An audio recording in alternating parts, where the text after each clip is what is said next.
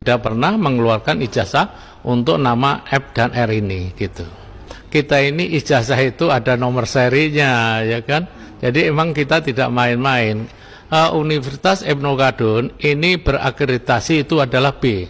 Jadi semua fakultas itu berakreditasi B. Jadi tidak main-main. Mahasiswa itu tidak sembarangan juga dari Satu persatu fakta dibukakan.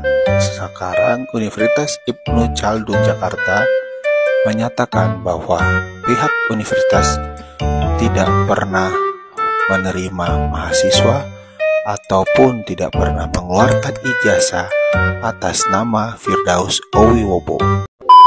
Ternyata Rasman dan Firdaus ini alumni S1-nya atau sarjana hukumnya dari kampus yang sama, katanya dari Ibnu Khaldun, dan diduga ijazahnya palsu. Firdaus dan Rasman tidak terima dibilang palsu, sehingga ada pernyataan dari kampus Ibnu Khaldun bahwa kampus Ibnu Khaldun ini ternyata tidak pernah mengeluarkan ijazah terhadap keduanya. Lagi-lagi isu atau dugaan terkait dengan kepemilikan ijazah palsu dari Rasman Arif Nasution dan juga Firdaus Owiwobo mulai mencuat kembali. Selain dari pihak kampus Ibnu Khaldun mengungkapkan bahwa Rasman maupun Firdaus tidak pernah terdaftar sebagai mahasiswa di kampus tersebut, dan mereka juga tidak pernah mengeluarkan ijazah yang atas nama Rasman Arif Nasution maupun Firdaus Owiwobo. Sekarang yang menjadi pertanyaannya, kalau mereka tidak pernah kuliah di sana dan tidak pernah dikeluarkan ijazah atas nama mereka, lalu kira-kira ijazah sarjana hukum yang mereka peroleh untuk melanjutkan ke jenjang pendidikan yang lebih tinggi dikeluarkan oleh siapa? Hal ini menjadi pertanyaan banyak pihak, dan ada satu pernyataan yang sedikit menggugah untuk kita pikirkan bersama, adalah seorang pengacara atau lawyer yang bernama Acong Latif. Ia mengungkapkan bahwa sesungguhnya Rasman maupun Firdaus itu memiliki ijazah goib. Kenapa dikatakan demikian? Karena memang mereka tidak pernah tercatat di Universitas Ibnu Khaldun dan tidak pernah dikeluarkan ijazah atas nama mereka. Tetapi kaget-kaget ada ijazah seperti itu, artinya mereka memiliki ijazah goib. Tentu ini sangat menarik untuk didiskusikan.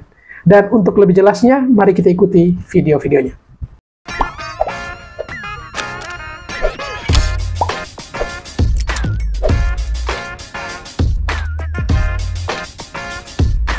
tidak pernah mengeluarkan ijazah untuk nama F dan R ini gitu. Kita ini ijazah itu ada nomor serinya ya kan.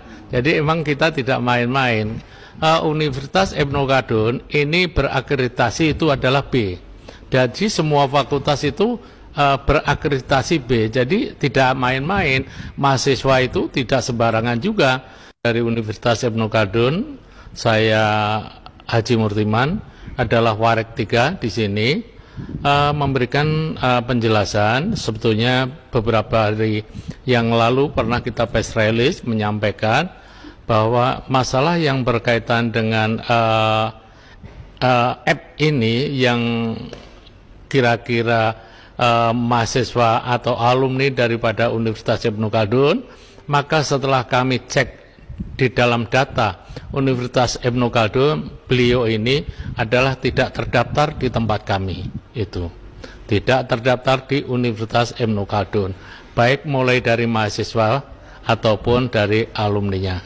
Semua data mahasiswa dan data daripada alumni semua ada di sini, ada di kampus ini gitu. Kalau Abang R sendiri, setelah kita melakukan pengecekan, emang tidak terdaftar di Universitas Ibnu Khaldun Jakarta ini ya, itu. Nah, kalau S-nya perlu ditanyakan, itu namanya sudah lain cerita. Itu pihak-pihak yang tertentu bisa untuk melakukan pemeriksaan terhadap mereka. Dari mana itu ijazah dan lain-lainnya. Karena kami Satu persatu fakta dibukakan. Sekarang Universitas Ibnu Khaldun Jakarta menyatakan bahwa pihak universitas tidak pernah menerima mahasiswa ataupun tidak pernah mengeluarkan ijazah atas nama Firdaus Owiwobo.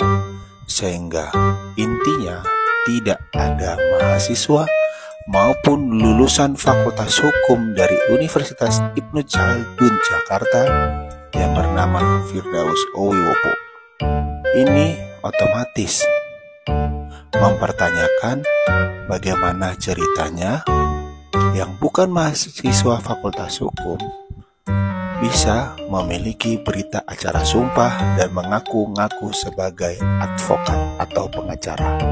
Nah, bagaimana kira-kira menurutmu? Tulis di kolom komentar. Terima kasih. Ternyata Rasman dan Firdaus ini alumni S1-nya atau sarjana hukumnya dari kampus yang sama. Katanya dari Ibnu Khaldun. Dan diduga ijazahnya palsu. Firdaus dan Rasman tidak terima dibilang palsu. Sehingga ada pernyataan dari kampus Ibnu Khaldun bahwa kampus Ibnu Khaldun ini ternyata tidak pernah mengeluarkan ijazah terhadap keduanya. Pertanyaannya, siapa yang mengeluarkan ijazah itu? Gaib lagi.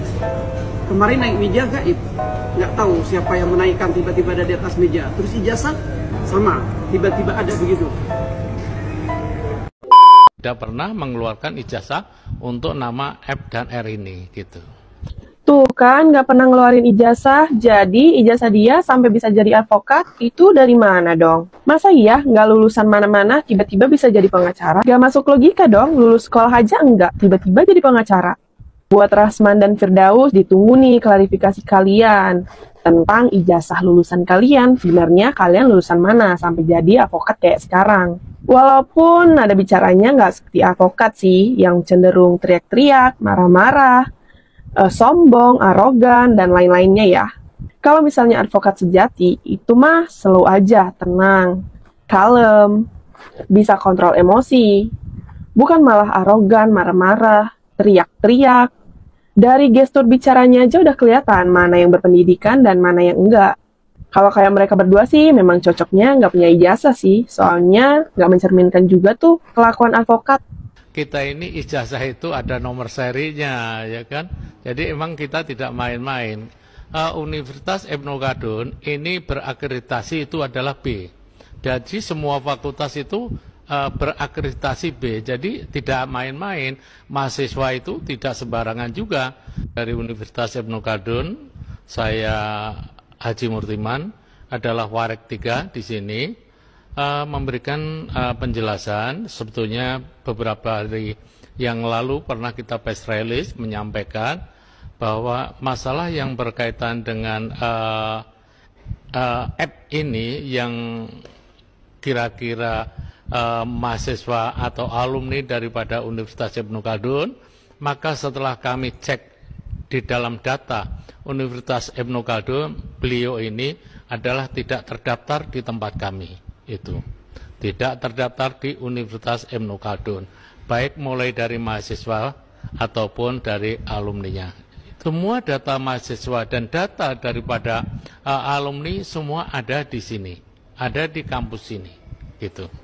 Kalau Abang R sendiri, setelah kita melakukan pengecekan, emang tidak terdaftar di Universitas Ibnu Khaldun Jakarta ini, ya, itu. Nah, kalau S-nya perlu ditanyakan, itu namanya sudah lain cerita. Itu pihak-pihak yang tertentu bisa untuk melakukan pemeriksaan terhadap mereka. Dari mana itu ijazah dan lain-lainnya. Karena kami... Bagaimana dengan ijazah-ijazah yang lainnya? Kalau mau dibongkar, ayo bongkar semua. Kuliah benar nggak mereka? Jangan saya aja, ada ribuan anggota KAI. Bongkar. Biar benar-benar adil. Ayo mari kita bongkar. Kalau mau bongkar benar, ya.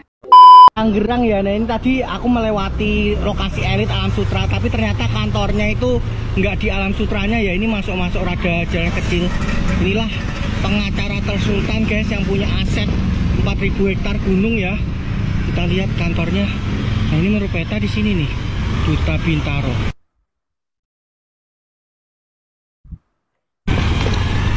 Oke guys, itu dia di sebelah kanan ya. Itu Lorfim Oiwobo. Kantornya super bagus ya, ngelebih-ngelebihin kantornya Hotman Paris. Kayak gitu tuh, yang kuning itu dia. Oke, dia sangat merakyat sekali guys kayaknya ya. Oke guys. Jadi itu tadi tentang aset 4.000 hektar dari pengacara yang punya aset lebih banyak daripada Hotman Paris ya guys. Tadi perjalanan kita main ke kantor pengacara yang asetnya lebih banyak daripada Hotman Paris, mungkin salah satu yang terkait di Indonesia. Ternyata kayak gitu ya, dia sangat humble sekali. Dan itu tadi adalah gunung-gunung yang kita kunjungin di sekitar Parung. Menurut kalian mana yang gunungnya Pak Firdaus? Kalian tulis saja nomor 1, nomor 2, nomor 3, atau nomor 4. Oke, jika kalian suka dengan konten seperti ini, jangan lupa di like, di subscribe, dan saya Stefano saja pamit. Stay bye. Gimana Bang tuh? Masalah gunung ya? Iya.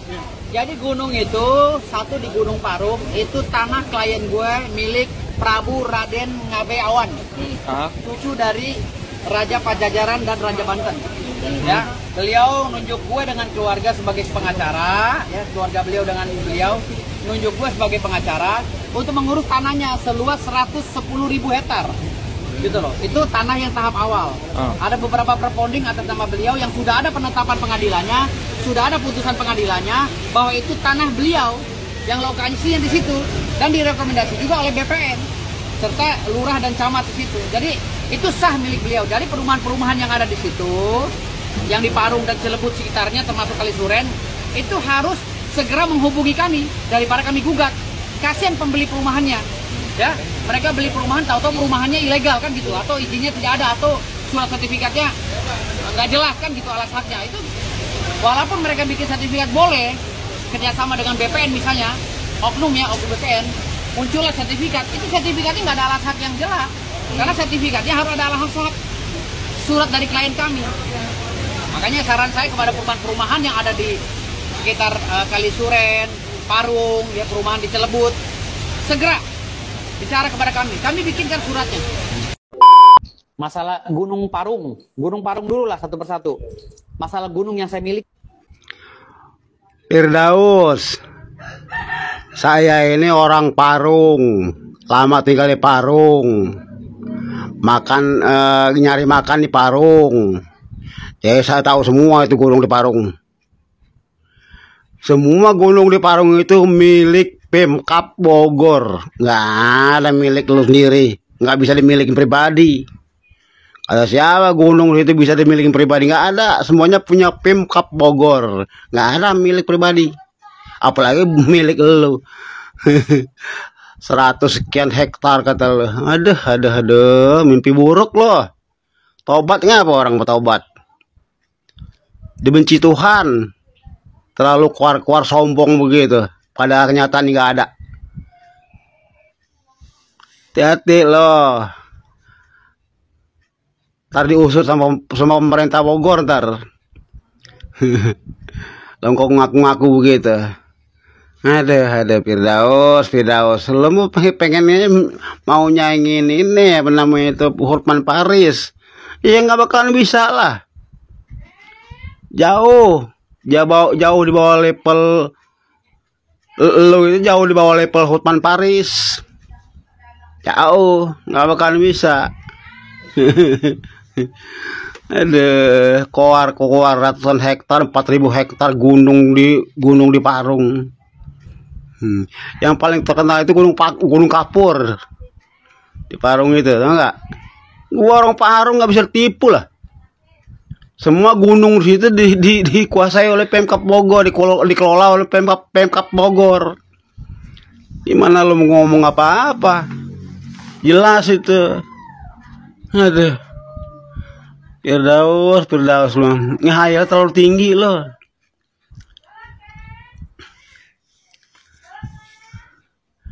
Perlu dicek ini ke apa namanya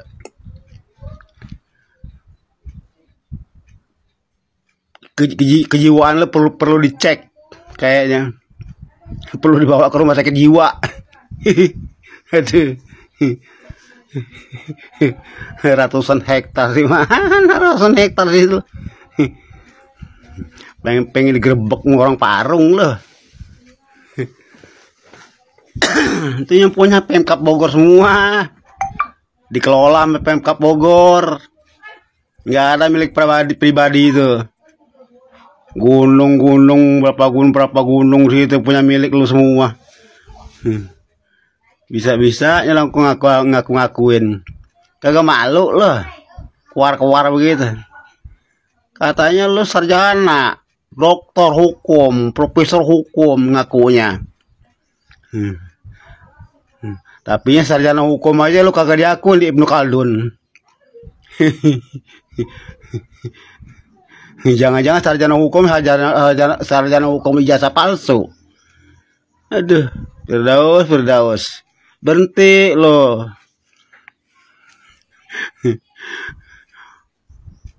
Berhenti lo keluar-keluar ngomong punya tanah, punya gunung 100 hektar, sekian hektar di Parung. Saya orang Parung, tahu semua gunung situ.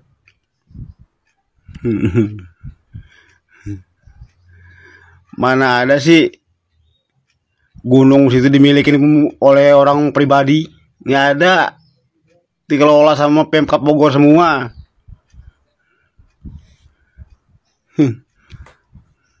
Parah lo, Os.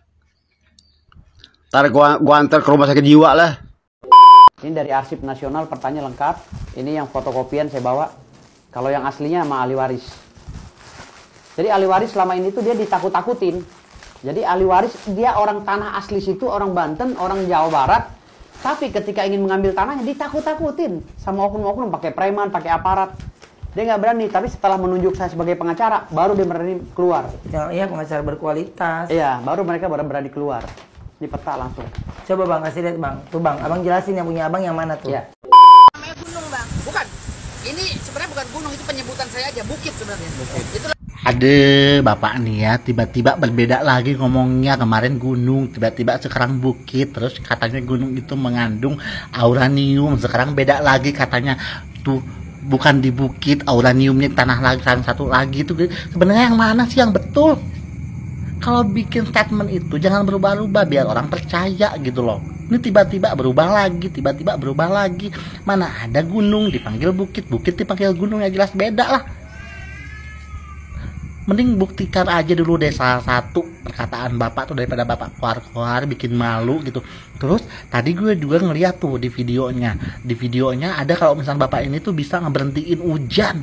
Masya Allah, tabarakallah, bapak yang betul aja. Ini kalau mau gila-gila sendiri deh, nggak usah ngajak-ngajak orang. Saya punya gunung. Iya. Saya punya gunung, saya punya tanah beberapa hektar di Jakarta.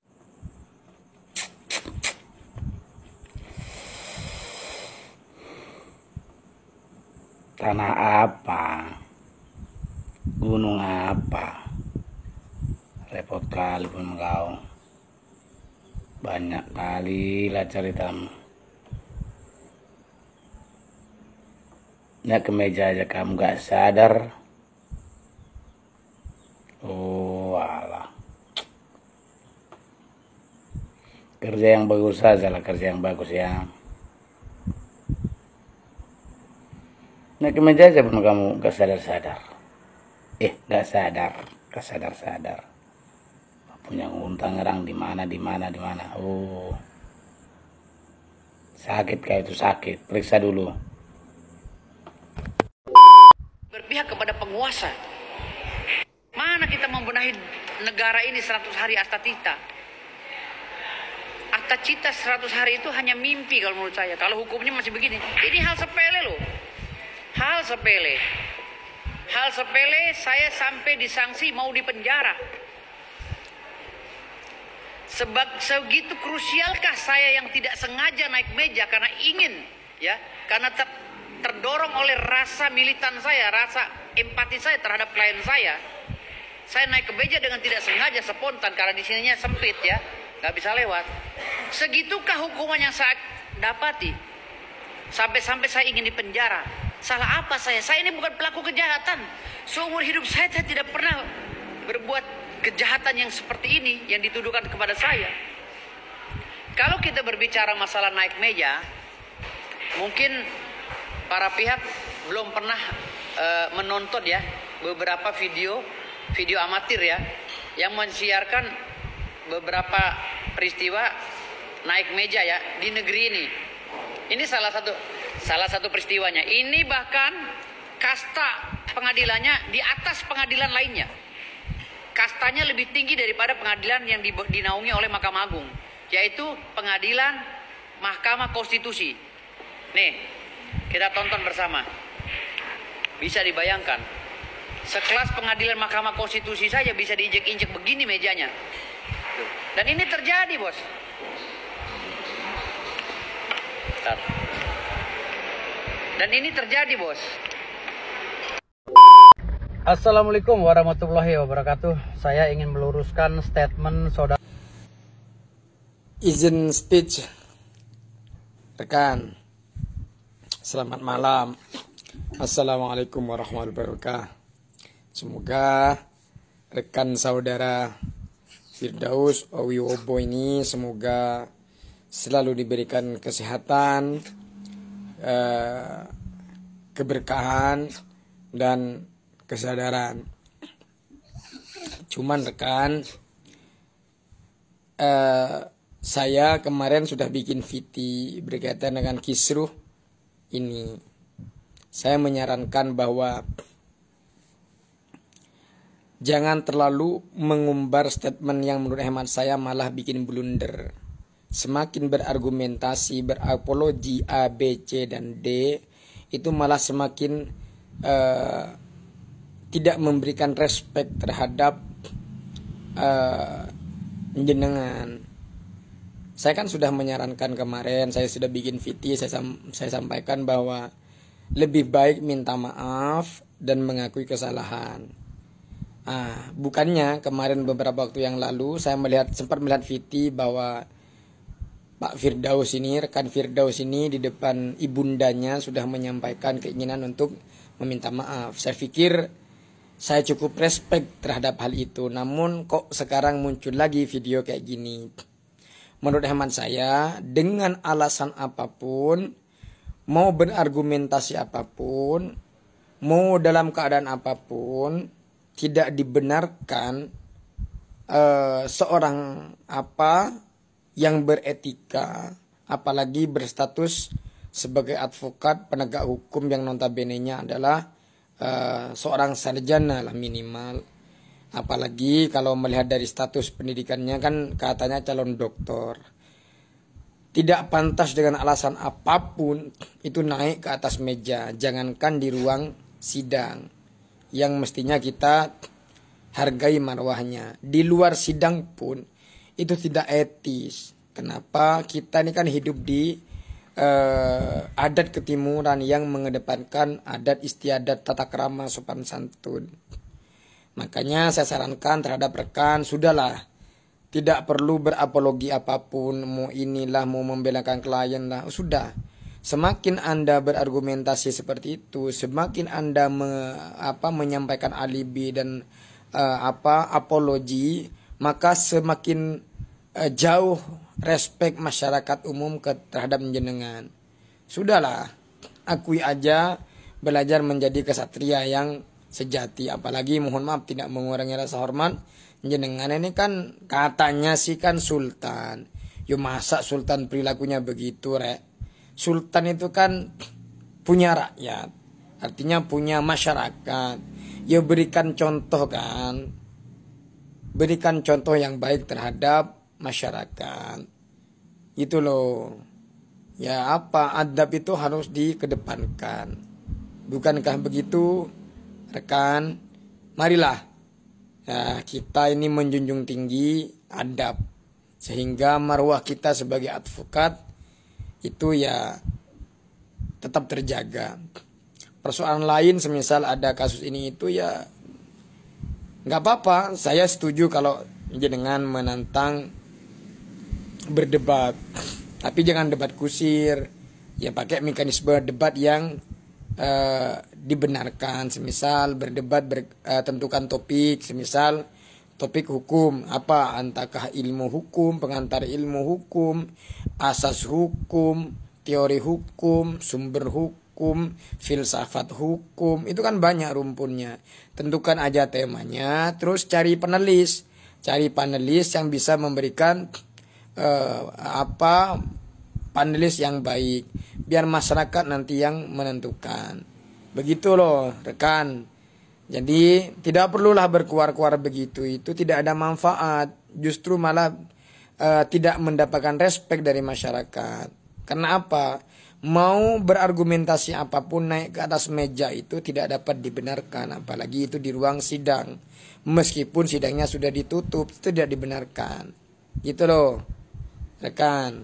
Sekali lagi tidak mengurangi rasa hormat ya rekan ya. Jangan begitulah. Tidak perlu kita berteriak-teriak bahwa saya pintar ilmu hukum, tidak perlu begitu. Masyarakat yang akan menilai. Mohon maaf, seseorang yang paham ilmu hukum itu dari sistematika omongan itu kelihatan. Sistematika omongan yang keluar dari mulut itu kelihatan loh. Mohon maaf, saya juga praktisi hukum, saya juga advokat. Gitu loh. Bukan begitu, rekan sejawat? Mari kita jaga marwah advokat. Oke? Taris, jangan banyak piknik, malu kau teriak sana teriak sini, minta perlindungan sana, minta perlindungan sini. Aduh, kasihan sekali kau bang. Udahlah bang, urus cucu, anak, atau abang jual Lamborghini lah. Jual Lamborghini, ayo bareng-bareng sama saya. Seperti saya bagi tanah ribuan meter, hektaran untuk masyarakat. Tadi pagi saya mendapatkan kiriman file PDF berupa penetapan pengadilan tinggi, di mana isinya membekukan 2 advokat yang selama ini sedang viral atas ricuhnya sidang atau gaduhnya sidang di Pengadilan Negeri Jakarta Utara. Siapa advokat itu? Advokat itu adalah Rasman Arif Nasution dan Firdaus Oiwobo. Nah, kan si Rasman sama si Firdaus sudah dibekukan sebagai advokat Indonesia, ya kan? Karena legalitasnya ya banyak juga data-datanya yang tidak resmi gitu kan, seperti kayak ijazahnya juga, ya kan? Jadi ya buat kita para netizen, kalau ada oknum-oknum lawyer yang bilang somasi, yang LP, ya kan, nggak usah takut, ya. Itu hanya gertakan, ya kan. Sekarang legalitasnya dia resmi nggak gitu, ya kan, sebagai lawyer gitu, lawyer Indonesia. Salam waras. Hotman Paris, setinggi apapun bahasa kau di media sosial, kau masih tetap kalah sama saya. Saya sudah memberikan 8 rumah yang nilainya miliaran kepada karyawan saya. Belum lagi kendaraan bermotor. Ya, percuma kau punya Lamborghini gerabak gerubuk sana kemari, tapi kau tidak memikirkan karyawan kau, Hotman Paris. Saya tidak menyombongkan diri, bukan bermaksud untuk ria. Tapi saya memacu adrenalin kamu agar jangan serakah hidup di dunia. Jual Lamborghini kau, belikan rumah karyawan kau, kasih mereka satu persatu. Seperti saya, 8 rumah coy. Tanah ribuan meter saya kasih ke karyawan saya. Buktinya ada semua. Ya, sini kalau mau bukti Hotman Paris. Saya kalah sama Hotman. Tetapi kalau aset, kalau duit cash saya rasa kalah sama Hotman. Tetapi kalau aset, Hotman gak ada apa-apanya sama sekali sama saya. Gitu. Aset saya punya gunung kok. Di BSD, deket BSD Parung, saya punya gunung. Iya. Selatan, saya punya tanah di Tangerang berapa hektar. Di kampung saya berapa puluh hektar saya punya. Jadi kalau aset saya nggak kalah sama Hotman. Kami punya gunung, ya, Gunung Para Sultan di Dompup, PT Onto.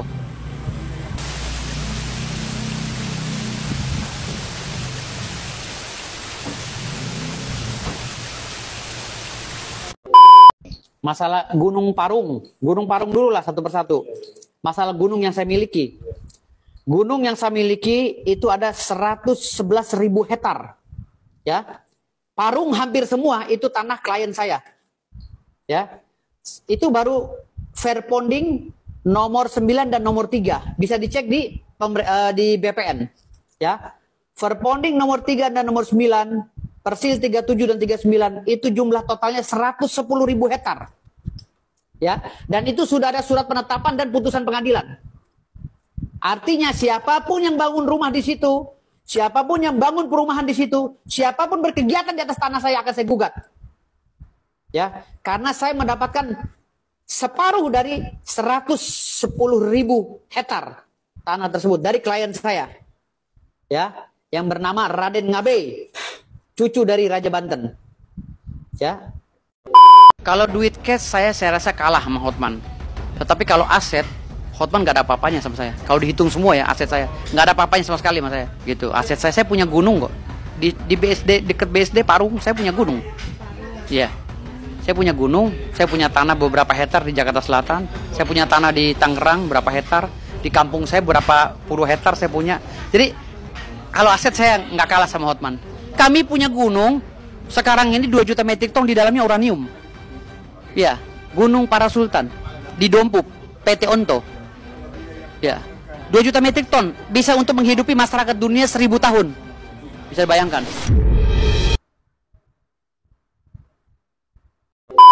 Masalah Gunung Parung. Gunung Parung dulu lah satu-satu. Masalah Gunung Parung yang saya miliki. Gunung saya yang miliki itu ada 111.000 hektar ya. Hampir semua tanah itu milik klien saya. Bisa dicek di BPN ya. Fairponding nomor 3 dan nomor 9. Dan itu sudah ada surat penetapan dan putusannya. Siapapun yang bangun perumahan ada di situ, siapapun yang berkegiatan di atas tanah saya akan gugat. Karena saya mendapatkan 110.000 hektar ya dari tanah tersebut. Dari klien saya ya, yang bernama Raden Ngabe, itu cucu dari Sultan Banten. Oh, kalau masalah gunung itu bukan milik pemerintah, justru pemerintah itu minjem sama saya. Pemerintah negara itu kan minjem sama kakek gue. Kakek gue kan sultan. Saya ini pengamen bulungan. Saya ini lawyer. Saya ketua ormas, ketua organisasi. Sampai sekarang kartu wartawan saya masih aktif. Saya masih aktif sebagai wartawan. Saya juga vokalis. Dibanding Hotman memang duit saya kalah sama Hotman. Tapi kalau bicara aset, kalah Hotman. Kalau bicara aset saya banyak. Tanah berhektar-hektar, ratusan hektar. Saya punya gunung. Gunungnya mana? Ini gunungnya. Ini gue tunjukin video ya, tambang emas ya, baru 1 kecamatan ya, tambang emas uranium 2 juta metrik ton yang gue bilang itu gunung ya, warisan leluhur gue Sultan Bima. Karena kenapa gue bilang warisan leluhur gue sebagai Sultan Bima? Karena itu alas haknya Fairponding atas nama kakek buyut gue. Dari Bima sampai ke Sumbawa, hampir ke Sumbawa, separuh Sumbawa itu Fairpondingnya atas nama kakek buyut gue, Raja Bima, Sultan Bima. Yang mulia Sultan Bima ya. Jangan kaget, Sultan mah bebas. Punya uranium yang bisa menghidupi orang 1000 tahun lamanya. Ya, orang sedunia 1000 tahun tuh uranium. Saking mahalnya, 1000 kali lipat dari harga emas. Jadi itu baru 1 kecamatan. Di Bima Dompu itu ada puluhan kecamatan. Gua punya gunung, Pak. Gua punya gunung, Pak. Serius, di dekat Jakarta, gua punya gunung. Boleh disurvei bareng-bareng. Ada gunung gue. Kalau lu tahu gunung berapa ribu hektar ya kan? Iya. Atas nama gua, Pak, gunungnya. Gunung apa? Iya. Hah? Gunung asli, gunung di Parung. Itu gunungnya Bang Firdaus? Iya, gunung gua. Apa nama gunung? Yang lagi gue proses. Itu lagi diproses atau? Ya lagi diproses sama gue, karena urusannya dengan PTPN kan. Rupanya ini dia gunung yang lagi viral. Gue punya gunung, Pak. Serius, di dekat Jakarta, gue punya gunung. Boleh disurvei bareng-bareng. Ada gunung gue. Kalau lu tahu gunung berapa ribu hektar ya kan? Iya. Atas nama gua, Pak, gunungnya. Gunung apa? Iya. Hah? Gunung asli, gunung di Parung. Itu gunungnya Bang Firdaus? Iya, gunung gua. Apa nama gunung? Yang lagi gue proses. Itu lagi diproses atau? Ya lagi diproses sama gue, karena urusannya dengan PTPN kan. PTPN gue suruh mundur karena dia nggak ada surat. Gue ada dari ahli waris. Gitu loh. Jadi ahli waris ngasih gue tuh 4.000 hektar. Gitu loh. Semeternya di situ 5 jutaan, minimal 2 juta. Lu hitung sendiri deh, Dr. Richard Lee. Gua kalau gue beli Lamborghini serau kali. Namanya gunung apa, Bang? Namanya Gunung Parung. Gunung Parung. Iya. Itu punya Bang Firdaus. Iya, dari mulai Atang Sanjaya sampai ke itu semua tanah klien gue tuh. Semuanya. Ini lagi diurus sama kita. Tanah semua itu. Tanah semua. Dasarnya Fairponding. Fairponding dari zaman Belanda dikasih ke cucunya Raja Banten. Iya. Punya abang tunggal? Iya, sendiri punya gue tunggal 4.000 meter. 4.000 hektar. 4.000 hektar? Iya. Oke. Gue tunggal. Baik sahabat sekalian, demikianlah beberapa buah video yang coba saya reaksi pada kesempatan kali ini. Dan kepada para sahabat sekalian yang mungkin setelah menyaksikannya dan ingin berkomentar, jangan lupa tulis di kolom komentar. Dan bagi yang belum sempat memberikan dukungan untuk channel ini, mohon dukungannya dengan menekan tombol subscribe dan membunyikan tanda loncengnya. Sekian terima kasih dan sampai berjumpa kembali di video selanjutnya.